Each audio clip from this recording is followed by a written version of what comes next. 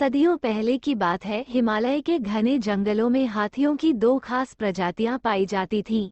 एक प्रजाति थी छद्दंत और दूसरी प्रजाति का नाम था उपौसथ।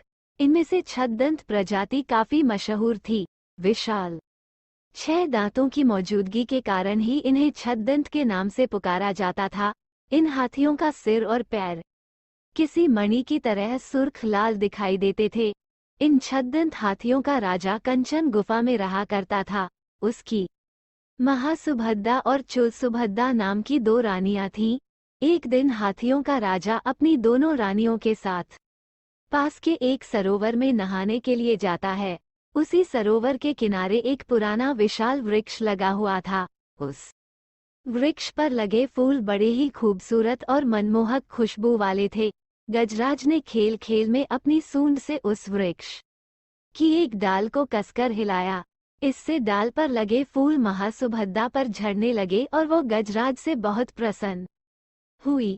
वहीं वृक्ष की सूखी डाल पुराना होने के कारण गजराज की सूंड का जोर झेल न सकी और टूटकर फूल समेत गजराज की दूसरी रानी चुलसुभद्दा के ऊपर जा गिरी। हालांकि ये घटना संयोगवश घटी, लेकिन इसे चुलसुभद्दा ने अपना अपमान माना और उसी वक्त गजराज के निवास को छोड़कर कहीं दूर चली गई।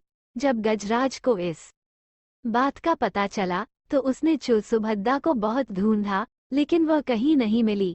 कुछ समय बाद चुलसुभद्दा की मौत हुई और मरने के बाद वह मद्दा राज्य की राजकुमारी के रूप में पैदा हुई।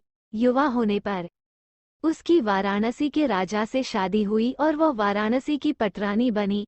पुनर्जन्म के बाद भी वह छद्दंत राज द्वारा भूलवश हुए उस अपमान को भूली नहीं और उसका बदला लेने का सोचती रही। एक दिन मौका पाकर उसके वाराणसी के राजा को छद्दंतराज के दांत हासिल करने के लिए उकसाया। परिणामस्वरूप कुछ कुशल निषादों के समूह को राजा ने गजराज के दांत लाने के लिए भेज दिया। गजराज के दांत लाने के लिए रवाना हुई टोली का नेता था सोनुता। सोनुता करीब 7 साल का सफर तय करके गजराज के निवास पर पहुंचा। उसने गजराज को पकड़ने के लिए और अपना शिकार बनाने के लिए उसके निवास से कुछ दूरी पर एक बड़ा गड्ढा बनाया। गड्ढे को छिपाने के लिए उसने उसे पत्तियों और छोटी लकड़ियों से ढक दिया और खुद झाड़ियों में छिप गया। जैसे ही गजराज उस गड्ढे के करीब आया तो सोनुता ने विष बुझा तीर निकालकर छद्दंतराज पर निशाना लगा दिया। तीर से घायल होने के बाद जब गजराज की नजर झाड़ियों में छिपे सोनुता पर पड़ी तो वो उसे मारने के लिए दौड़ा।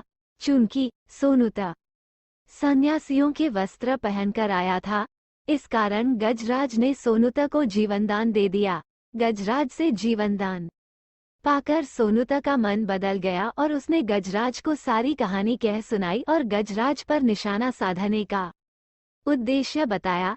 जीवनदान मिलने के कारण सोनुता गजराज के दांत नहीं काट सकता था, इसलिए छद्दंतराज ने मृत्यु से पहले खुद ही अपने दांत तोड़कर सोनुता को दे दिए। गजराज के दांत पाकर सोनुता वाराणसी लौट आया और गजराज के दांत रानी के समक्ष रख दिए। साथ ही सोनुता ने रानी को ये भी बताया कि किस तरह गजराज ने उसे जीवनदान देकर खुद अपने दांत दे दिए। पूरी बात जानने के बाद रानी गजराज की मौत बर्दाश्त न कर सकी और इस सदमे से उनकी भी तुरंत मौत हो गई। कहानी से सीख बदले की भावना सोचने समझने की क्षमता छीन लेती है।